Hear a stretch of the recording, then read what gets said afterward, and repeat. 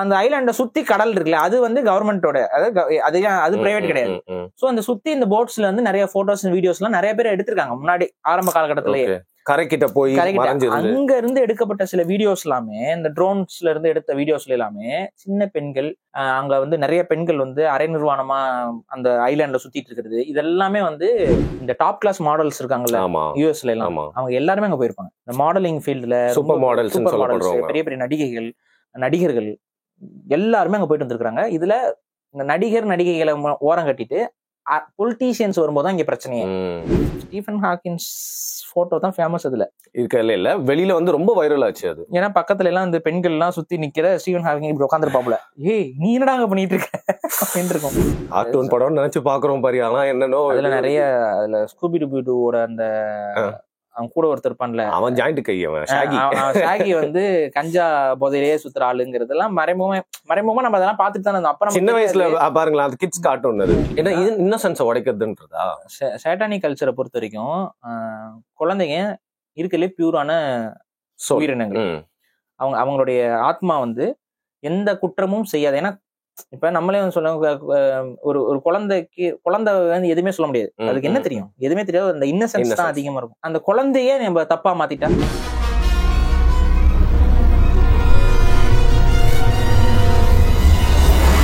வணக்கம். ரொம்ப நாளா வந்து எப்ஸ்டீன் ஐலாண்டை பத்தி பேசுங்கப்பா அப்படின்னு சொல்லிட்டு இருக்கீங்க. எப்ஸ்டீன் ஐலாண்டை பத்தி யாருமே பேசினது நாங்க தான் வந்து முதல்ல அப்படின்னு சொல்ல மாட்டோம். இருந்தாலும் உங்களோட தொடர்ந்து ரிக்வெஸ்ட் அப்படிங்கறதுனால மற்றவங்க பண்ண வீடியோஸ்லாம் நான் வந்து பார்த்தேன். அதுல சில விஷயங்கள்லாம் வந்து சொல்ல தவறி இருந்தாங்க. அது மட்டும் இல்லாமல் இதுக்கு ஒரு வேற ஆங்கிள் இருக்கு. அதாவது அமெரிக்கால எப்ஸ்டீன் ஐலாண்ட் அப்படிங்கிற ஐலாண்ட்ல நடந்த ஒரு கொடூரமான விஷயத்தை பத்தி தான் இன்னைக்கு பாரி அவர்கிட்ட வந்து பேசி கேட்டு தெரிஞ்சு போறோம். வணக்கம் பாரி. வணக்கம்.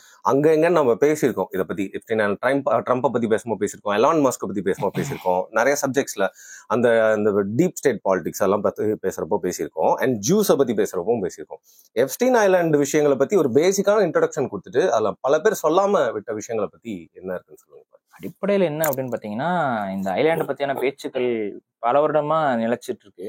கிட்டத்தட்ட இது அதிகமா ஸ்டார்ட் அப் ஆனது வந்து பாத்தீங்கன்னா 2002 காலகட்டத்தில இருந்து இந்த இப்படி ஒரு தனிப்பட்ட ஒரு இடம் இருக்கு, அங்க பிரச்சனைகள் இருக்கு அப்படின்னு சொல்லிட்டு வருது. அவர் 2008 வந்து அந்த ஐலாண்டோடைய ஓனரா இருக்கக்கூடிய எப்ஸ்டீன் அந்த ஆள் வந்து கைது செய்யப்படுறாரு. 2008 கைது செய்யப்பட்டு அநேகமா ஒரு வருஷத்துலயோ என்னமோ வந்துட்டு அவர் வந்து தற்கொலை, அதாவது மர்மமான முறையில் தற்கொலை செய்து கொள்கிறார். அது ஏன் தற்கொலையா இருக்க வாய்ப்பு இல்லை அப்படின்னா, அவர் தூக்கு போட்டுக்கிட்டதா சொல்றாங்க சிறையில. அதுவே வந்து ரொம்ப வாய்ப்புகள் குறைவா இருக்க ஒரு விஷயம். சிறையில தூக்கு போடுறதுக்கு அந்த மாதிரியான கயிறோ இதுவோ இருக்காது. இருந்தாலும் அவர் தூக்கு போட்டுக்கிட்டாருன்னு சொல்றாங்க. ரெண்டாவது, அதுல என்ன, தூக்கு போட்டா கழுத்தெலும்பு உடையாது. வெறும் அந்த கேலோஸ் போல்ல வச்சு போட்டா மட்டும் தான் கழுத்தெலும்பு உடையும். அதாவது இந்த போலீஸ் எல்லாம் போடுவாங்களே, சாதனமா போட்டுக்கிறது. அவங்க கழுத்தெலும்பு அதாவது தூக்கு போடும்போது ஆக்சுவலா தூக்குல எப்படி சாவாங்கன்னு பாத்தீங்கன்னா, கயிறு நெருக்கி மூச்சு திணறி தான் உயிர் போகும். இதுதான் பேசிக்கான இது. ஆனா இவரோட கழுத்தெலும்பு உடைக்கப்பட்டிருக்கு கழுத்துல. அப்ப அது அவரோட போஸ்ட்மார்டம் ரிப்போர்ட்ல வந்து என்ன சொல்லியிருக்காங்கன்னா, கழுத்தெலும்பு உடைஞ்சிருக்கு. அவர் தூக்கு போடும்போது அந்த வெயிட்டுக்கு, அவர் ஒன்னும் பாத்திருப்பீங்க நீங்க, ஒன்னும் வெயிட்டான ஆள்லாம் கிடையாது. அப்ப அவர் கொலை செய்யப்பட்டிருக்கலாம் அப்படிங்கிற ஒரு பார்வை என்பது ஒரு, அதான் பட் போஸ்ட்மார்டம் ரிப்போர்ட்ல வந்து அவர் தூக்கு போட்டாரு, கழுத்து உடைஞ்சிருச்சு, முடிச்சு விட்டாங்க. ஆனா அதுக்கப்புறம் நிறைய பேர் பேசுறது என்னன்னா, அது வந்து மர்மமான சாவு. ஏன்னா அவரோட அசோசியேட்டா இருந்த நிறைய அரசியல்வாதிகள் அன்னைக்கு பவர்ல இருக்கிறாங்க, கேள்விக்கு உள்ளாக்கப்படுவாருங்கிறனால அவரை வந்து கொன்னுட்டாங்க அப்படிங்கறதான் ஒரு வெர்ஷனா. அது ஒரு இன்னைக்கு வரைக்கும் அது ஒரு கன்ஸ்பிரசி ஆங்கிள் அதுல இருக்கு அப்படிங்கறத நம்ம சொல்றோம். சரி, அப்படி என்னங்க அவர் தவறு செஞ்சாரு, என்ன தவறுக்குங்க அவர் கைது செய்யப்பட்டாருன்னா, அவர் 2002 காலகட்டத்தில இருந்தே அவர் மீது நிறைய இந்த மாதிரி செக்ஸுவல் பேஸ்டான புகார்களும், அவர் வந்து செக்ஸுவல் பார்ட்டிஸ் பண்றாங்க, ஆர்ஜி பண்றாங்க அப்படிங்கிற வந்துட்டே இருந்துச்சு. ஆனா 2008 அவர் கைது செய்யப்படுறதுக்கான காரணம், 14 வயது பெண் ஒரு புகார் கொடுக்குறாங்க, சிறுமி. அந்த பெண் என்ன சொல்றாங்கன்னா, அந்த எப்ஸ்டீன் ஐலாண்டுக்கு தன்னையே அழைத்துட்டு போயிருக்காங்க. அங்க வந்து அந்த பெண் வந்து பாலியல் வல்லுறவுக்கு உள்ளாக்கப்பட்டாள். அத வந்து அந்த பொண்ணு வந்து அவங்க வீட்டுல வந்து சொல்றாங்க. அவங்க வீட்டுல இருந்து கம்ப்ளைண்ட் பண்றாங்க. சோ இதுதான் அவரை கைது செய்வதற்கான விஷயம். இது கைது செஞ்சோன்னா அங்க இருக்க ஃபர்ஸ்ட் அந்த லோக்கல் பேஸ்டு போலீஸ் தான் அவரை கேஸ் ஃபைல் பண்றாங்க, விசாரணைக்கு இது கூப்பிடுறாங்க. அப்ப வந்து என்னன்னா, அது வந்து கொஞ்சம் பெருசா ஈஸியா இவங்க டீல் பண்றாங்க, எடுபடல. அப்புறம் வந்து FBI அவங்களுடைய ஃபெடரல் இது வந்து அவங்க வந்து இன்வெஸ்டிகேஷனுக்குள்ள இறங்குறாங்க. அந்த ஃபெடரல் இன்வெஸ்டிகேஷன்ல ஆக்சுவலா கிட்டத்தட்ட 36 37 பேரோ வந்துட்டு கம்ப்ளைண்ட் கொடுக்குறாங்க. முன் வராங்க. FBI கண்ட்ரோல்ல வந்ததுக்கு அப்புறம் ஒரு 38 விக்டிம்ஸ் வந்து அவங்க ஐடென்டிஃபை பண்ணி அவங்க கிட்ட இருந்து கம்ப்ளைண்ட்ஸ் வாங்குறாங்க. இப்பதான் இது வந்து பெரிய விஷயமா மாறுது. அதுக்கப்புறம் வந்து பாத்தீங்கன்னா இந்த FBI இதுலயுமே வந்துட்டு என்ன அந்த விசாரணை எல்லாம் நடக்கும் பொழுது அதுல நிறைய ஒரு ஜட்ஜோட இதெல்லாம் அவர் ஒரு அதுல இன்வால்வ், இந்த மாதிரிலாம் நிறைய விஷயங்கள்லாம் போயிட்டே இருந்துச்சு. பெருந்தலைகள் அதான் ஓப்பனா சொன்னா பெரிய பெரிய தலைகள்லாம் உருள தொடங்குச்சு. அப்ப பெரிய பெரிய பணக்காரர்கள், பெரிய பெரிய அரசியல் தலைவர்கள்லாம் வந்து இவனோட ஐலாண்டுக்கு எல்லாம் போயிட்டு வந்தவங்க எல்லாம் இருக்காங்க. அவங்க போட்டோஸ் எல்லாம் இருக்கு, அந்த ஐலாண்டுக்கு போயிட்டு வந்த போட்டோஸ் எல்லாம். அப்ப அவங்க எல்லாம் என்ன மாதிரி ஸ்டேட்மெண்ட் கொடுக்க ஆரம்பிச்சாங்கன்னா, எனக்கு அவனை தெரியும், ஆனா வந்து அவன் இப்படி பண்ணிருப்பான்னு எதிர்பார்க்கல, ஐயோ இப்பனா இப்படி அப்படின்னு சொல்லிட்டு எல்லாம் பேச ஆரம்பிச்சிட்டாங்க. எல்லாருமே அப்படி ஸ்டேட்மெண்ட்ஸ் கொடுக்க ஆரம்பிச்சிட்டாங்க. ஒரு ப்ரெஷர் வந்து கிரியேட் ஆகுது. இப்ப இந்த டைம்ல தான் இந்த எப்ஸ்டீன் லிஸ்ட் அப்படின்னு சொல்லி ஒண்ணு, அந்த லிஸ்ட் என்ன சொல்லப்பட்டுச்சு அப்படின்னா, யாரெல்லாம் இந்த இதுல வந்து கலந்துக்கிட்டா, இந்த மாதிரியான செக்ஷுவல் பார்ட்டிஸ், இந்த ஆர்ஜி இதுல எல்லாம் வந்து யார் கலந்துக்கிட்டாங்கிற லிஸ்ட் வந்து அவங்ககிட்ட ஒண்ணு இருந்துச்சு. காரணம்னா அவங்ககிட்ட வந்து ஒரு புக் இருந்துச்சான். அந்த புக்ல வந்து அவன் யாரெல்லாம் அவங்க பழக்கப்பட்டவங்க போனவங்க எல்லாம் ஒரு லிஸ்ட் எழுதியிருந்தானா. அந்த லிஸ்ட்ல இருந்தவங்க அவங்க போன் நம்பர், கான்டாக்ட் டீடைல்ஸ் இதெல்லாம் இருக்குல்ல. இப்ப எடுத்துக்காட்டுக்கு இப்ப நீங்க ஒரு பெரிய பணக்காரர்னு வைங்க, உங்களை நான் டைரக்டா ரீச் அவுட் பண்ண முடியாது. ஆனா உங்களை ரீச் அவுட் பண்றதுக்குன்னு ஒரு வழி ஒண்ணு இருக்கும்ல, உங்களோட அசிஸ்டன்ட் ஒரு மிடில் மேன் ஒருத்தர் இருப்பான். இந்த மாதிரியான அவங்களோட நேம்ஸ் அண்ட் லிஸ்ட் எல்லாமே வந்து அவன் வந்து ஒரு புக்ல வச்சு மெயின்டைன் பண்ணிருக்கான், அவர் ரிட்டனா வச்சிருந்திருக்கான் போல. அந்த இதுல வந்து ஒரு லிஸ்ட் இருந்துச்சான், அந்த லிஸ்ட் ஆஃப் பொலிட்டீஷியன்ஸ். மெயினா அந்த லிஸ்ட் ஆஃப் பொலிட்டீஷியன்ஸ் வந்து விவிஐபிஸ். அவங்க எல்லாம் யாரெல்லாம் வந்து இவங்க கூட அசோசியேட்டடா இருந்தா எதற்காக இருந்தாங்க அப்படிங்கிற ஒரு கேள்வி. இந்த லிஸ்ட்டை தான் இப்ப கூட சமீபத்துல கூட அந்த லிஸ்ட்டை வெளியிட போறாங்க. இந்த லிஸ்ட்ல வந்து ஆக்சுவலா வந்துட்டு ட்ரம்போட பேர் இருக்கு, அதனால வந்து அவர் மிரட்டுறதுக்கு இதை பயன்படுத்துறாங்க. இப்ப இந்த இஸ்ரேல் இதுல கூட என்ன சொல்றாங்க, அந்த லிஸ்ட்டை வச்சுதான் அவர் மிரட்டிட்டு இருக்காங்க அப்படின்லாம் செய்திகள் கேட்டிருப்பீங்க. அப்ப உண்மையாவே இப்படி ஒரு லிஸ்ட் இருக்கானா அது தெரியல, யாருக்கும் தெரியல. ஆனா FBI விசாரிக்கும் பொழுது அவர் ஒரு புக்ல வந்து அவன் தன்னுடைய அசோசியேட்ஸ் பேர் எல்லாத்தையும் மென்ஷன் பண்ணியிருந்தான் அப்படிங்கிற ஒரு குறிப்பு மட்டும் அவங்களோட இன்வெஸ்டிகேஷன்ல இருக்கு. அந்த இன்வெஸ்டிகேஷன்ல அது ப்ரூஃபா வச்சிருக்காங்க.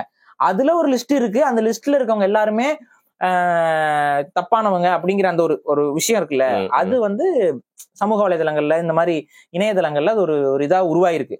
இருக்கலாம், இல்லாம இருக்கலாம், அது நம்ம உறுதியா சொல்ல முடியாது. அந்த இடம் இப்ப இந்த லிஸ்ட்ல வந்து இவங்க பேர் இருக்கு, அவங்கவுங்க பேர் இருக்குன்னு சில பேர் லீக்டு லிஸ்ட் அப்படிலாம் போட்டு நிறைய கிரியேட் பண்ணலாம் வந்துகிட்டு இருக்கு. இதெல்லாம் நம்ப முடியாது. ஆனா இன்னைக்கு நீங்க பார்க்கக்கூடிய பெரிய பெரிய நமக்கு தெரிஞ்ச எலான் மஸ்கா இருக்கட்டும், ட்ரம்பா இருக்கட்டும், இவன் கூகுள் சிஇஓ இருக்கட்டும், இவங்க எல்லாருமே அந்த ஐலாண்டுக்கு போயிட்டு வந்ததுக்கான ப்ரூஃப், போட்டோ எவிடன்ஸ், அதுக்கப்புறம் அவனுடைய தனிப்பட்ட விமானம். இப்ப அது அங்க உங்களுக்கு பிரைவேட் ஜெட்ஸ் இருக்குல்ல, அந்த பிரைவேட் விமானங்கள்ல பயணம் பண்ணும் பொழுது அதை ஆக்சுவலா பதிவு பண்ணணும். ஏன்னா ஒரு ஏர்வேயோட ரூல்ஸ் படி பாத்தீங்கன்னா உங்க இஷ்டத்துக்குலாம் அந்த ஃபிளைட் போகாது, வராது. ஒரு ஃபிளைட் கிளப்புறீங்க அப்படின்னா யார் அதுல போறாங்கிறத அவங்க முன்கூட்டியே அவங்களோட ஏர்லைன்ஸ்ல வந்து இன்ஃபார்ம் பண்ணிட்டு தான் அது எடுப்பாங்க. அதுக்கான ப்ரூஃப் எல்லாம் பண்ணி, பிரைவேட் ஃபிளைட்டா இருந்தாலும் நீங்க வந்து இன்ஃபார்ம் பண்ணும். கார் மாதிரி என் இஷ்டத்துக்கு நான் எடுத்துட்டு போவேன், போயிட்டு வர முடியாது. அப்ப அது வந்து கவர்மெண்ட்டுக்கு தெரியும் யார் போறா வரான்ட்டு. இப்ப இதை வந்து சொன்னோம்னா விஜய் த்ரிஷா அவங்களை கூட்டிட்டு ஒரு நிகழ்வுக்கு போனாங்கல்ல, சோ அதுல வந்து போன அந்த கட்சியோட பிரமுகர் பேர் வரைக்கும் வந்துருச்சு பக்காவா அப்படி. அப்ப அதுல என்னன்னா யார் போறாங்கிறது பிரைவேட் விமானமாவே இருந்தாலும் அரசாங்கத்துக்கு தெரியும். அதுக்கப்புறம் தான் அந்த வீடியோ இதெல்லாம் வெளியிட்டு இதெல்லாம் பண்ணாங்களே. ஸோ அதே போல இந்த விமானம், அந்த ஆளுடைய தனிப்பட்ட விமானம் இங்க இருந்து அவரோட அந்த ஐலாண்டுக்கு போயிட்டு வந்திருக்கும் போல. அது ஒரு கிளஸ்டர் ஆஃப் ஐலாண்ட். அது அங்க வந்து ஒரு தீவு மட்டும் இல்ல, நிறைய தீவு எல்லாத்தையும் பிரைவேட் ஐலாண்ட்ஸ். இந்த ஆளுக்கு ஒரு சொந்தமா ஒரு அந்த 2 பகுதி ஒரு ஐலாண்டு மாதிரி இருக்கும். அந்த பகுதியை வந்து இவர் வச்சிருக்காப்ல. அது மாதிரி பக்கத்துல நிறைய ஐலாண்ட்ஸ் இருக்கு. இதுல என்னன்னா அங்க இருக்க பகுதி மக்கள் நேட்டிவ் இருப்பாங்கல்ல, அங்க வாழக்கூடிய மக்கள், அவங்க எல்லாம் அதுக்கு வந்து பெடோஃபைல் ஐலாண்டே பேரு. அது தெரிஞ்சிருக்கு உங்களுக்கு, காதுக்கு வந்து போயிருக்கு. பெடோஃபைல் ஐலாண்டு, அப்புறம் குரூப் ஆர்ஜி ஐலாண்டு, இப்படிலாம் அவங்க வந்து அதை வந்து சொல்லிட்டு இருக்காங்க. காரணம் என்னன்னா அங்க போட் எல்லாம் போலாம். நீங்க ஃபார் எக்ஸாம்பிள் இந்த ஐலாண்ட்ல யாரும் போக முடியாது பர்மிஷன் இல்லாம. சுத்தி கார்ட்ஸ் இருப்பாங்க. அந்த ஐலாண்ட்ல போட் நிப்பாட்டுறதுக்கு இடம் இருக்கும், அந்த இடத்து பக்கத்துலயே கார்டு இருப்பாரு. சோ நீங்க அந்த ஐலாண்டுக்கு உள்ள போனோம்னா அந்த இடத்துல போட் நிப்பாட்டி ஏறி போய் உள்ள போய் தான் நீங்க வீடியோ எல்லாம் எடுக்க முடியும். ஆனா அந்த ஐலாண்ட சுத்தி கடல் இருக்குல்ல, அது வந்து கவர்மெண்டோட, அது பிரைவேட் கிடையாது. சோ அந்த சுத்தி இந்த போட்ஸ்ல வந்து நிறைய போட்டோஸ் வீடியோஸ் எல்லாம் நிறைய பேர் எடுத்திருக்காங்க முன்னாடி ஆரம்ப காலகட்டத்திலேயே. கரைக்கிட்ட போய் அங்க இருந்து எடுக்கப்பட்ட சில வீடியோஸ் எல்லாமே, இந்த ட்ரோன்ஸ்ல இருந்து எடுத்த வீடியோஸ்ல எல்லாமே சின்ன பெண்கள், அங்க வந்து நிறைய பெண்கள் வந்து அரை நிர்வாணமா அந்த ஐலாண்ட்ல சுத்திட்டு இருக்கிறது, இதெல்லாமே வந்து அது என்னன்னா வெளிநாட்டுக்காரங்க அவங்க ஜட்டி இதோட தான் சுத்துவாங்க. சோ அந்த போட்டோஸ் அதுல வந்து நிறைய பெண்கள் எல்லாம் அப்ப அதுல அவங்க அந்த போட்டோஸ் வீடியோஸ் எல்லாம் நிறைய ஆரம்பத்தான் சொல்ல 2002 காலகட்டத்தில இருந்தே இது வந்து ஒரு தொடர்ச்சியா பேச்சு பொருள் ஆயிட்டு. அந்த ஐலாண்ட்ல இவரை பார்த்தேன், அந்த ஐலாண்ட்ல அவர் இருந்தாரு, இவர் இருந்தாருன்னு இது ஒரு சர்ச்சை ஆயிட்டே இருக்கும். ஃபேமஸ் பீப்புள்லாம் பட்டுன்னு எல்லாரும் ஞாபகம் வச்சுப்பாங்கல்ல. அப்படி எல்லாம் பேச்சு பொருளா இருக்கக்கூடிய இடத்துல சின்ன குழந்தைகளும் அங்க கொண்டு வந்து இந்த மாதிரி பண்ணாங்கிறது தான் ஒரு பெரிய விஷயம். ஆனா அதுக்கு அது ஃபர்ஸ்ட் ஆரம்பத்திலேயே அது மேல அந்த இதெல்லாம் சொல்லப்பட்டாலும் அதெல்லாம் மறுத்துக்கிட்டே வந்தாங்க. பவர் அவங்க கிட்ட இருந்துச்சு. ஆனா ஒரு டைரக்டா ஒரு கம்ப்ளைண்ட் வந்து ஒரு 14 வயசு பொண்ணு ரைஸ் பண்ணதுக்கு அப்புறம் இந்த ஆள் வந்து தப்பிக்கிறதுக்கு வழி இல்லாம மாட்டாப்ல. அதுக்கப்புறம் FBI உள்ள வந்து அதுலயும் கொஞ்சம் நேர்மையா கொஞ்சம் இன்வெஸ்டிகேட் பண்ணல. இந்த 38 பேரும் நம்ம அவங்க அதுலயும் நிறைய மைனர்ஸ் இருக்காங்க. அந்த விக்டிம்ஸ் அவங்க எல்லாம் வந்து பண்ணும்போது 38 பேர் வந்து அவங்க ஐடென்டிஃபை பண்ணி அவங்களும் சேர்ந்து அந்த கேஸ்ல ஜாயின் ஆகும் பொழுது ஆட்டோமேட்டிக்கா இது ரொம்ப பெரிய இதா ஆயிருது. அதாவது பாரு, அவங்க வந்து இந்த பிரச்சனையில மாட்டினப்போ ஐலாண்டுக்கு போனப்போ மைனரா இருந்திருக்காங்க. வெளியில வந்து சொன்னப்பதான் மேஜரா வயசு சின்ன குழந்தையா இருக்கும்போது கூட்டிட்டு போயிருவாங்க. அதாவது 15, 14 இந்த 16 வயசுக்கு முன்னாடி இருக்க ஆட்கள் எல்லாம் கூட்டு போறாங்க. அங்க போயிட்டு ட்ரக் இதுன்னு சொல்லிட்டு, ஏன்னா அங்க கொஞ்சம் ஸ்கூல் படிக்கிற காலகட்டத்திலேயே அதுங்க வந்து கொஞ்சம் அப்படிதான் கலாச்சாரம் அப்படிதான் அங்க இருக்கு. அதனால அங்க இருந்தே பிரெயின் வாஷ் பண்ணி கூட்டு. இதுல வந்து இவங்க கூட இருந்த ஒரு லேடி, அவங்களும் வந்து அவங்க ஒய்ஃபா என்ன தெரியல, பட் அவங்க ஒய்ஃப் இல்ல, பட் அவங்க ஒரு மாதிரி ஒரு இதுல அது ஒரு மாதிரி ஒரு எல்லாமே செஞ்சுக்குவாங்க, ஆனா கல்யாணம் இல்ல அப்படிங்கிற அந்த லேடி தான் வந்து இந்த மாதிரி பெண்களை ஐடென்டிஃபை பண்ணி கூப்பிட்டாங்க. அவங்களும் கைது செய்யப்பட்டாங்க. அவங்க இருக்கிறாங்க இன்னும் துணை போயிட்டாங்க. அவங்கதான் அந்த பெண்களை வந்து யாராருன்னு ஐடென்டிஃபை பண்ணி அவங்கள வந்து ஆசை காமிச்சு அவங்கள அதுக்கு என்னமோ சொல்லுவாங்களே, ஒரு இங்கிலீஷ் ஒரு வார்த்தை சொல்லுவாங்க, அந்த மாதிரி கைட் பண்ணி அவங்கள தப்பான க்ரூமிங் பண்ணாங்கன்னு சொல்லிட்டு அவங்க மேல கேஸ் இருக்கு. ஸோ இதெல்லாமே வந்து தொடர்ச்சியா நடந்திருக்கு. இப்ப இங்க என்னன்னு பாத்தீங்கன்னா, ஒரு பேசிக்கா இதுல பாதிப்பானவங்க யாரும் சாவல, எல்லாருமே உயிரோட தான் இருக்கிறாங்க எல்லாரும். ஆனா இங்க நடந்தது என்னன்னா, ஓப்பனா சொன்னா இது ப்ராஸ்டியூஷன். அதுல சைல்டு ப்ராஸ்டியூஷன் தான் இங்க நடந்திருக்கு. அவங்க கிட்ட காசு கொடுத்துருக்கு, காசு வாங்கிட்டு தான் எல்லாமே நடந்திருக்கு. அவங்க யாருமே வந்து எப்படி சொல்றது, அவங்க சின்ன வயசுல அதுகளுக்கு தெரியாதுல்ல. ஸோ அவங்களை வந்து ப்ராஸ்டியூஷனுக்குள்ள கொண்டு வந்து அவங்க அது மாதிரி பயன்படுத்திருக்காங்க. மசாஜ் அதுன்னு சொல்லி கூட்டிட்டு வந்துட்டு அதுக்கப்புறம் தப்பா நடந்திருக்காங்க, எல்லாம் பண்ணிருக்காங்க. ஆனா எல்லாமே காசு கொடுக்கப்பட்டிருக்கு. அது எல்லாமே அந்த இன்வெஸ்டிகேஷன் இருக்கு. யாருமே வந்து கடத்திட்டு போயிட்டு இது அப்படிங்கிற மாதிரிலாம் இல்ல. முழுக்க முழுக்க காசு காசு காசு காசை வச்சு என்ன வேணாலும் வாங்க முடியுங்கிற ஒரு மியூச்சுவல் அண்டர்ஸ்டாண்டிங்ல போயிருக்காங்க. ஆனா சின்ன பசங்க சின்ன பசங்க கிட்ட இந்த மியூச்சுவல் அண்டர்ஸ்டாண்டிங்கிறது செல்லாது. இவ்வளவுதான் விஷயம். அங்க சரி 38 பேர் தான் போயிருக்காங்கன்னா கிடையாது. ஓப்பனா சொன்னா மோர் தென் 1000 விமன் அந்த தீவுக்கு பல முறை போயிட்டு வந்துட்டு இருந்திருக்காங்க. இதுதான் 1000 டிஃபரெண்ட் இண்டிவிஜுவல்ஸ், பெண்கள். ரொம்ப கம்மியா சொல்றேன். பல ஆயிரக்கணக்கான பேர் அங்க போயிட்டு வந்துட்டு இருக்காங்க, பெண்கள். இன்னொன்னு சொன்னோம்னா, இந்த டாப் கிளாஸ் மாடல்ஸ் இருக்காங்கல்ல யூஎஸ்ல எல்லாம், அவங்க எல்லாருமே அங்க போயிருப்பாங்க.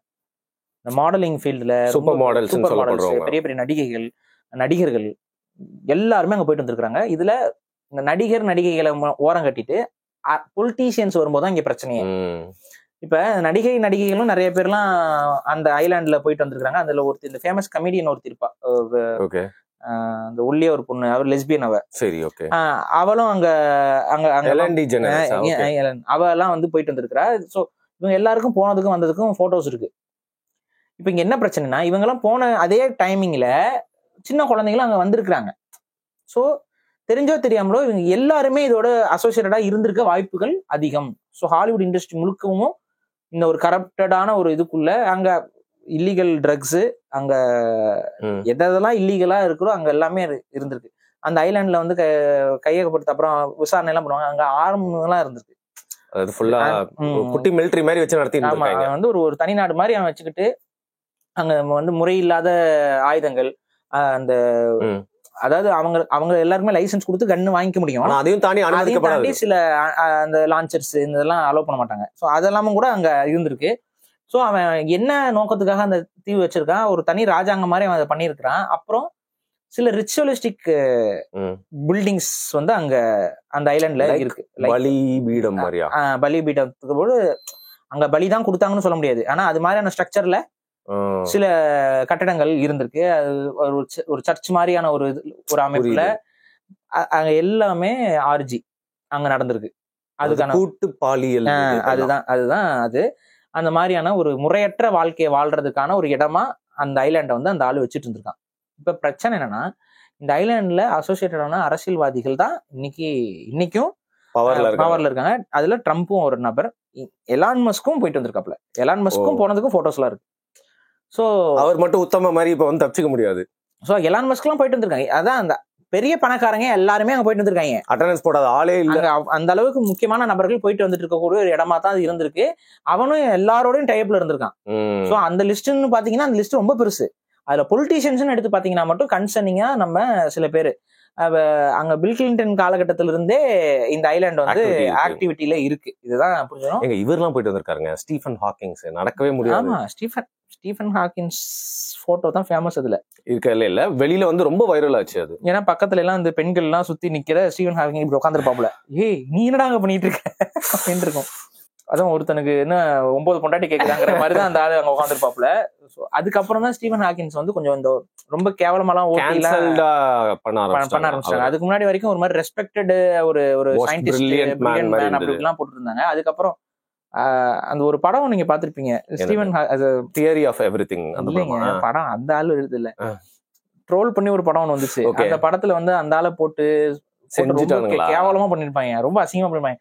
இதுக்குடா ஒரு சயின்டிஸ்டா நினைக்கிற ஒரு ஆளு என்னடா இவ்வளவு கேவலமா பண்றீங்கன்னு அப்பதான் ஓஹோ சார் வந்து இந்த மாதிரி இப்ப நம்ம ஊர் வைரமுத்து மாதிரி அவர் சில வேலைகள் வெறும் சேர்ல மட்டும் இல்ல பல ஷாம்பு பாரா இருந்திருக்காரு அப்படின்னு, பல ஷாம்பு பாட்டில்களுக்கு சாம்பிள் ஆயிருக்காரு அப்படிங்கிறது தெரிய வருது. கேன்டீன் அதான். ஸோ இந்த இதெல்லாம் இருக்கும் பொழுது ஆட்டோமேட்டிக்கா நமக்கு வந்து ரொம்ப ஒரு பவர்ஃபுல்லான ஒரு ஆளா இருந்திருக்கான். இவன் சிக்கிட்டான் அப்படிங்கிறது எல்லாருக்கும் தெரிஞ்சிருக்கு. இவன் சிக்கிட்டான், நாளைக்கு இவன் வாக்கு மூலமா யாரையாவது சொல்லிட்டா என்ன பண்றது? ஆட்டோமேட்டிக்கா அவனை வந்து முடிச்சு விட்டாங்க. அவனை முடிச்சு விட்டதுக்கு அப்புறம் அது மர்ம தேசமாவே தொடருது. இன்னைக்கு வரைக்கும் அந்த லிஸ்ட் வெளியில வரல. அவன் புக்ல இந்த மாதிரி சில கான்டாக்ட்ஸ் எல்லாம் இருக்கு, அவங்களெல்லாம் விசாரிக்கணும்னு சொன்னதும் விசாரிக்கப்படல. ஓப்பனா சொன்னா இந்த கேஸ் வந்து முடிச்சிக்கவே படல. அவன் இறந்துட்டான்ங்கிறதோட அதோட அப்படியே அவன் மட்டும்தான் தப்பு பண்ண மாதிரி முடிச்சு விட்டாங்க. பட் இதுக்கு பின்னாடி பெரிய அளவு பொலிட்டிக்கல் இன்ஃப்ளூயன்ஸ் இருக்குங்கிறது தான் அங்க நம்பப்படுறது. இன்னைக்கும் அது வந்து ஒரு பேச்சு பொருளாக இருக்கு. ரைட்டு. இந்த PDD விஷயம் பாத்தீங்களா, அந்த ராப்பரு ஷான் கோம்ஸ், அதுவும் இதுவும் லைட்டா ஒரே மாதிரி இருக்குல்ல. அவன் ஒரு சைடு ஒரு பெரிய ராஜ்யத்தை நடத்திட்டு இருக்கான். அவன் வந்து பாத்தீங்கன்னா 20 இயர்ஸா வந்து இந்த ஹாலிவுட் இண்டஸ்ட்ரியை கட்டுப்பாட்டுல வச்சிருந்திருக்கான். அவன் என்ன பண்ணிருக்கான், அவன் ஐலாண்டு மாதிரி வச்சு பண்ணல. அவன் என்ன பண்ணிருக்கான், இருக்கும் இடமே நமக்கு பிறப்படும்ங்கிற கணக்குல அவன் என்ன பண்ணிட்டான், அங்கங்க பெரிய பெரிய ஹோட்டல்ஸ் இதுல எல்லாம் அவன் இது பண்ணிட்டு ஹாலிவுட்ல நடிக்கணும்னு வரக்கூடிய சின்ன பொண்ணுங்க கிட்ட இருந்து எல்லாருக்கிட்டையும் வந்து இவர் பழகுறது, இவர் பழகி அவங்களை அப்படியே கரப்ட் ஆக்கி அவங்களை வந்து யூஸ் பண்ணிக்கிறது. இதுதான் வந்து அவன் பண்ணிட்டு இருந்திருக்கான். ஒயிட் பார்ட்டி இது பண்ணி எல்லாமே வந்து பாத்தீங்கன்னா, இத்தனைக்கும் என்னன்னா ஒரு கருப்பினத்தை சார்ந்தவன். இந்த கருப்பினத்துல இருக்கவங்க எல்லாம் இதுல பெருசா இன்வால்வ் ஆக மாட்டாங்க, ஏன்னா அவங்களை சேர்த்துக்க மாட்டாங்க இந்த இது இருக்கவங்க. ஆனா இப்ப அவங்களும் இந்த மாதிரி வேலையெல்லாம் பண்றானுங்கிறதுக்கு இவன் ஒரு ஷாக்கிங்கான ஒரு எடுத்துக்காட்டு அந்த டிடி. ஒயிட் பார்ட்டின்னு வச்சு என்ன பண்றான்னா, இந்த மாதிரி எல்லாருமே ஒயிட் ட்ரெஸ் தான் போட்டு வருமா, ஒரு பெரிய பெட் மாதிரி ஒன்று போட்டுருவானா. அதுல பாத்தீங்கன்னா இந்த ஹாலிவுட் செலிபிரிட்டிஸோட சின்ன சின்ன பெண்கள்லாம் வருவாங்களாம். அவன் வீட்டை போய் சோதனை பண்ணி பார்த்துருக்காங்க. ஃபுல்லா பேபி ஆயில் வந்து ஷெல்ஃபா வச்சிருந்திருக்கான். என்ன வியர்டா இருக்கு அப்படின்னா, இப்போ என்னன்னா ஒரு காம இச்சை அப்படிங்கிறது வந்து புரியுது. அதுல இளம் பெண்கள் அப்படின்னு சொன்னா ஒரு 20 அந்த மாதிரி பெண்கள் எல்லாம் வந்து கூட்டுப்பாங்க. ஏன் இவங்க வந்து அந்த ஒரு குழந்தை அப்படின்னு இருக்கிற பெண்களை கூட்டு போய் இப்படி பண்றாங்கன்னு தான் எனக்கு புரியுது. அதுதான் சேட்டானிக் கல்ச்சர் நீங்க புரிஞ்சுக்கிட்டீங்க. இன்னசென்ஸை உடைக்கிறதுன்றதா? சேட்டானிக் கல்ச்சரை பொறுத்த வரைக்கும் குழந்தைங்க இருக்கலே பியூரான உயிரினங்கள். அவங்களுடைய ஆத்மா வந்து எந்த குற்றமும் செய்யாது. ஏன்னா இப்ப நம்மளே வந்து சொல்ல ஒரு குழந்தை வந்து எதுவுமே சொல்ல முடியாது, அதுக்கு என்ன தெரியும், எதுவுமே தெரியாது. அந்த இன்னசென்ஸ் தான் அதிகமா இருக்கும். அப்ப அந்த குழந்தைய நம்ம தப்பா மாத்திட்டா, ஒரு கரப்டா மாத்திட்டா, அந்த குழந்தை காலகட்டத்திலேயே அந்த குழந்தைய வந்து ஒரு அந்த அவங்களோட ஆத்மாவை வந்து தீ ஆத்மாவா மாத்திட்டா, அது வந்து சாத்தானுக்கான வெற்றியாக சாத்தானிய வழிபாட்டாளர்கள் கருதுறது. அதனாலதான் குழந்தைகளை வந்து அவங்க கெடுக்கிற விஷயங்களை செய்வாங்க. அதுல வெளிப்படையா என்னன்னா, இன்னசென்ஸ் எப்போ உடையும் அப்படிங்கிற நம்பிக்கை அவங்களுக்குன்னா, பாலியல் ரீதியா அவங்க வந்து அதுக்கு அடி பண்ணிடுறாங்க அப்படின்னா அந்த இன்னசென்ஸ் வந்து அவங்களுக்கு போயிடும் அப்படிங்கிறது அவங்களுடைய பார்வை. ஸோ அந்த அடிப்படையில தான் இந்த சேட்டானிக் கல்ச்சரோட அசோசியேட் ஆனதுதான் இந்த குழந்தைகளை கொண்டு வந்து இந்த பெடோஃபைல் இந்த நெட்வொர்க்கு இது பண்றது. இன்னொன்னு இருக்கு, அது அந்த அடெனோக்ரோமன் ஒன்று சொல்லுவாங்க. அது என்ன அப்படின்னா, அது வந்து இன்னும் சயின்டிபிகலி நாட் ப்ரூவன், பட் அது அந்த அட்ரினோக்ரோம்னு சொல்லக்கூடிய அந்த குரோமோசோம் நம்ம கிட்ட இருக்கும். சரி, அது என்ன ஆகும்னு பாத்தீங்கன்னா, அதிகப்படியா நீங்க பயந்தீங்க அப்படின்னா நம்ம உடம்புல வந்து அது வரும். அதுதான் அட்ரினலின் சொல்றாங்கல்ல, அந்த ஹார்மோன் வந்து குழந்தைகளுக்கும் சுரக்கும். இப்ப உங்களை வந்து பயப்படுத்துறதுக்கு கஷ்டம். இப்ப நீங்க உங்க இருக்கீங்க, இப்ப திடீர்னு வந்து யாராவது ஒருத்தவங்க வந்து மேக்கப் போடாம உங்களை பாக்குறாங்கன்னு வைங்க, பயப்படுவீங்க. ஒரு நாள் பயப்படுவீங்க. டெய்லி அந்த மூஞ்சியை தான் பாத்துட்டு இருக்கணும் அப்படின்னா அந்த பயம் போயிடும் நமக்கு. அப்புறம் பார்த்தா நான் வணக்கம் குட் மார்னிங் போயிட்டு வந்துட்டு இருப்போம். இல்ல அந்த சில விஷயங்களுக்கு மட்டும் தான் நம்ம பயப்படுறோம். அதுதான். சோ பேய வந்து இந்த சினிமா படங்கள், பேய் படங்கள்லாம் நீங்க பாத்தீங்கன்னா பேயை காட்டுற வரைக்கும் நமக்கு அந்த இது இருக்கும். அதுக்கப்புறம் பேய் வந்து தமனாதான் தெரிஞ்சிடும். தமனா அப்புறம் வந்து ஒரு ஒரு ஒரு ஆபாச நடனத்தை ஆடுவாங்க. அதுக்கப்புறம் பேயா நீங்க பேயை பார்த்தா ஒரு பாசம் தான் வரும் ஆட்டோமேட்டிக்கா. குழந்தை பேய் மாதிரி. அதான் வந்து இல்லையே, இது அப்படி சொல்ல முடியாது. இது வந்து இந்த பேய் வந்து வேற மாதிரி பேயா இருக்கு அப்படின்னு சொல்லிட்டு இருக்கோம். ஹிந்தில படமே எடுத்துட்டாங்க அப்படி ஒரு பேய் படத்தை. ஆமா, அதுலயும் தமனா தாங்க நடிச்சிருக்காங்க. ஆமா, அது தமிழ்ல இதுலயே பார்த்தேன், அந்த இதுல ஓடிடில இதுல பார்த்தேன். அவர காலகட்டத்துல எல்லாத்துலயும் யூஸ் பண்ணிக்கிறாங்க போல. வந்துட்டு என்னன்னா, சோ அப்ப உங்களுக்கு நம்மள வந்து பயப்படுத்துறது வந்து அவ்வளவு விஷயம் இல்ல. ஆனா நீங்க குழந்தைகளை ஈஸியா பயப்படுத்திடலாம். நீங்க குழந்தைகளை வந்து நீங்க சும்மா ஒரு விஷயத்த சொன்னீங்கன்னா அதுக்கே பயந்துட்டே இருக்குங்க. வல்னரபிள் ஆன அப்படி பயப்படும் பொழுது அவங்களுக்கு அதிகமா அவங்களுக்கு பயம் வரும் பொழுது அவங்க உடம்புல வந்து அட்ரினலைன் சுரக்கும். அந்த அட்ரினலைனை எடுத்து ஒரு இதா மாத்தி ஒரு ப்ராசஸ் பண்ணி எடுத்தீங்கன்னா அட்ரினோக்ரோமோ என்னமோ சொல்லுவாங்க. அதை ஆக்சுவலா இன்டேக் பண்ணிட்டோம் அப்படின்னா, ஊசியா ஏதோ போட்டுக்கிட்டா அப்படின்னா உங்களுக்கு வயசே ஆகாது அப்படிங்கிறது ஒரு நம்பிக்கை. Not proven still. அதெல்லாம் ப்ரூவனா என்னன்னு நமக்கு தெரியல. அப்படிங்கிற ஒரு நம்பிக்கை இருக்கு, அதனால அதை பயன்படுத்துறாங்கன்னு சொல்றது இருக்கு. அட்ரினலைனுக்கு அந்த மாதிரியான ஃபேக்டர்ஸ் இருக்கிறதா சிலர் சொல்றாங்க. பட் நமக்கு அது இன்னும் புரிதல் இல்லை. ஸோ இதுதான் விஷயம் வைங்களேன். இந்த இதுல குழந்தைகளை கொண்டு வந்து உச்சக்கட்ட ரீதியா பயப்படுத்தி அவங்கள வந்து அவங்க கிட்ட இருந்து அந்த குரோமோசோம் அந்த இதை ஃபுல்லா அவங்க வந்து சுரக்க வச்சு, ஹார்மோன்ஸை ஃபுல்லா சுரக்க வச்சு அதை வந்து அவங்க ஹார்வெஸ்ட் பண்றாங்க. அதன் மூலியமா அந்த ஒரு சில ரொம்ப இந்த ஹை சொசைட்டிக்கு தகுந்த ஒரு எலைட்டுக்கு இருக்கக்கூடிய சில பியூட்டி ப்ராடக்ட்ஸ் இதெல்லாம் வந்து இது பண்றாங்க அப்படின்னு. இன்னொன்னு இருக்கு இதுல, இந்த பியூட்டி பேஸ்டு என்ஹான்சிங் இதுல வந்து பாத்தீங்கன்னா ஃபீட்டஸ் இருக்குல்ல, குழந்தைகள் ஃபீட்டஸ், இதை வந்து ஹாஸ்பிட்டல்ஸ்ல இருந்து வாங்கி அபார்ட் பண்ற பேபிஸோட ஃபீட்டஸஸ் எடுத்து அந்த ஃபீட்டஸஸ்ல இருந்து சில ப்ராசஸ் பண்ணி சில விதமான அந்த மூஞ்சிக்கு போடுற இந்த சீரம்ஸ் இந்த மாதிரிலாம் தயாரிக்கிறாங்க அப்படின்னு சொல்லி இதுக்கு சில ப்ரூஃபும் இருக்கு. சில டாக்டர்ஸ் வந்து அவங்களுக்குள்ள கான்வர்சேஷன் பேசிக்கிட்டு இருக்கும்போது அதெல்லாம் அந்த மாதிரியான ஆடியோஸ் இதெல்லாம் கூட இருக்கு. எந்த அளவுக்கு இதெல்லாம் உண்மை பொய்ன்னு நமக்கு தெரியாது. இதெல்லாம் அரசாங்கத்தை வச்சு ஆய்வு பண்ணி பார்த்தா தான் தெரிய வரும். நம்ம என்ன நினைக்கிறோம், அந்த மாதிரி ஃபீட்டஸை வந்து அவங்க எரிச்சிருவாங்க இல்லை வந்து ஏதாவது பண்ணுவாங்க, புதைச்சிருவாங்க அப்படின்னு நினைக்கிறோம். இல்ல அது மெடிக்கல் வேஸ்டா கொண்டு போய் எங்கேயாவது போட்டுருவாங்கன்னு நினைக்கிறோம். ஆனா அதுல ஒரு வியாபாரம் இருக்கா என்னன்னு நமக்கு தெரியல. இப்ப அப்படி ஒரு வியாபாரமும் இருக்கிறதா சொல்றாங்க. இது எல்லாமே அந்த ஐலாண்ட்ல நடந்ததாக நம்பப்படுகிறது. எல்லாம் இன்னும் வெளியில முழுக்க வரலன்னு இது நிறைய இதான் சொல்றேன்ல, இது வந்து நிறைய ஆஸ்பெக்ட்ஸ்ல பேசிட்டு இருக்காங்க ஆளாளுக்கு. இதுல எது உண்மை எது பொய்ங்கிறத இன்வெஸ்டிகேஷனை முடிச்சாச்சு. இவ்வளவு பேர் எல்லாம் பாதிப்புக்குள்ளாயிருக்காங்க எல்லாம் சொல்லிட்டு முடிச்சாச்சு. அங்க ப்ராஸ்டியூஷன் நடந்துச்சுங்கிறது மட்டும் தெரியுது, அவ்வளவுதான். அதுக்கு கூட இதெல்லாம் நடந்திருக்கும் அப்படின்னு இந்த யூகம் எதன் அடிப்படையில் வருதுன்னா, அங்க இருந்த சில சிலைகள், அங்க இருந்த சில கட்டிடங்கள், அந்த கட்டிடங்களோட அமைப்புகள், அந்த ரிச்சுவல் கொடுக்குற மாதிரியான இடங்கள், இதெல்லாம் ஓகே இவங்க இதெல்லாம் பண்ணிருப்பாங்க அப்படிங்கிற மாதிரியான ஒரு சந்தேகத்தை எழுப்பிக்கிட்டு இருக்கு. ஆனா அதுக்கெல்லாம் ரைட் இதுல உண்மையான விடைகள் தெரியாது. அட்ரினல் எடுக்கணும்னு சொன்னீங்களா, அந்த மான்ஸ்டர்ஸ் இன்க் படத்துல வந்து காட்டுவாங்க குழந்தைங்க. இல்ல அது ஆக்சுவலா அது பேஸ் அந்த தியரியை பேஸ் பண்ணி தான் அந்த படமே. அந்த மான்ஸ்டர் இன்க்குங்கிறது இருக்குல்ல, அது வந்து அந்த அதுல வந்து கொஞ்சம் வேற மாதிரி காமிச்சிருப்பாங்க. அதாவது அந்த குழந்தைங்களோட அந்த சத்தத்துல இருந்து ஏதோ ஒரு எலக்ட்ரிசிட்டி இருக்கிற மாதிரி ஏதோ பண்ணுவாங்க. ஆனா அது இதை மறைமுகமா வச்சுதான் அது வந்துச்சு அப்படிங்கிற ஒரு விஷயம் இருக்கு. கார்ட்டூன் படம் நினைச்சு பாக்குறோம் பாரு. ஆனா என்னன்னோ அதுல நிறைய அதுல ஸ்கூபி டூபியோட அந்த அவன் கூட ஒருத்தர் இருப்பான்ல, அவன் ஜாயிண்ட் கை, ஷாகி வந்து கஞ்சா போதையிலேயே சுத்துற ஆளுங்கிறதெல்லாம் மறைமுகமா நம்ம அதெல்லாம் பார்த்துட்டு தானே அப்புறம் சின்ன வயசுல பாருங்களா, அது கிட்ஸ் கார்ட்டூன். அது குழந்தைங்க பாக்குற கார்ட்டூன்ல ஒருத்தன் கஞ்சா போதைக்கு இருக்கிற ஒருத்தனை தான் வந்து ஹீரோவா நம்ம மனசுல பதிய வச்சிருக்காங்க. அதுல அந்த தியரி என்னன்னா, அவன் வந்து போதையில வந்து பேய்கள் எல்லாம் பார்த்து நினைச்சிட்டு இருப்பான். அதை வந்து இதுல பேய் மாதிரி காட்டுவாங்கன்னு சொல்லிட்டு இது போயிட்டே இருக்கும். இதுல இன்னொரு விஷயம் என்னன்னா, இப்போ சில பேர் கோச்சுக்காதீங்க, உங்களை ஹர்ட் பண்ணணுன்றதுக்காக இல்ல, இதை பத்தி பேசிட்டு போகணும், உங்களுக்காக நாங்க பேசணும்னு வச்சுக்காதீங்க. இதுல வந்து யூதர்கள் பல பேர் வந்து அரபு நாடுகள்ல இருக்க ஷேக்குகள் மன்னர்கள் எல்லாம் வந்து ஏன் கட்டுக்குள்ளே வச்சிருக்காங்க அப்படின்னு பாத்தீங்கன்னா, இப்ப எப்ஸ்டீன் ஐலாண்ட்ல எப்படி பல பேரோட விஷயம் மாட்டிட்டு இருக்கோ அதே மாதிரி இவங்க என்ன பண்ணுவாங்களாம், இஸ்ரேல்ல வந்து பார்ட்டிஸ் வந்து நடத்துவாங்களாம். அதுக்கு பெரிய பணக்காரர்கள் கூப்பிடுவாங்களாம், ஷேக்குகளும் வருவாங்க, இல்ல சில மன்னர் பரம்பரையை சேர்ந்த பிரின்ஸும் வருவாங்களாம். அங்க வந்து பேருக்கு தான் அது யூத கண்ட்ரின்ற தாண்டி உள்ள கட்டுக்கடங்காத பார்ட்டிகள்லாம் நடக்குமா. குறிப்பா இஸ்ரேல்ல இருக்க யங்ஸ்டர்ஸே வந்து பாத்தீங்கன்னா they are very famous for doing synthetic drug parties. எல்லாத்துலயுமே பாத்தீங்கன்னா ஃப்ளாரசன்ட் இது வரைஞ்சி இது பண்ணுவாங்க. ஒரு ஹமாஸ் தாக்குதல் நடந்துச்சுல, இறங்கி வந்து எல்லாரையும் சுட்டாங்களே, அதுவே பாத்தீங்கன்னா பேசிக்கலி ஒரு ரேவ் பார்ட்டி தான் அது. ஸோ இந்த மாதிரி எல்லாம் என்ன பண்ணுவாங்கன்னா கூப்பிட்டுட்டு அதெல்லாம் வீடியோ எடுத்துட்டு எல்லாரையுமே வந்து சும்மா அடக்கி வைக்கிறது. ஸோ அதே மாதிரி ஒரு ஃபார்மேட் தான் இது வந்து எப்ஸ்டீன் ஐலாண்ட்லயும் இருக்க மாதிரி இருக்கலாம். அதுதான் நான் சொல்றேன். பேசிக்கா என்னன்னா அங்க வந்து ஒரு போதை கலாச்சாரம், ஆபாச கலாச்சாரம், அது அந்த கலாச்சாரம்லாம் வளர்ந்து வரும்பொழுது கண்டிப்பா குழந்தைகள், பெண்களுக்கு பெரிய அளவு பாதிப்பு இருக்கும். அதுதான் அங்க நடந்திருக்கு. அது இன்னைக்கு மூடி மறைக்கப்படுகிறது. அதுல எந்த அளவுக்குன்னா, எங்க 14 வயசு குழந்தைகளை வந்து ப்ராஸ்டியூட்டா காசு கொடுத்து அவன் கூட்டிட்டு போயிட்டு இருந்திருக்கான், வந்திருக்கான். அவனை நீங்க அவன் என்னென்ன பண்ணான்னு யாருக்கு தெரியும்?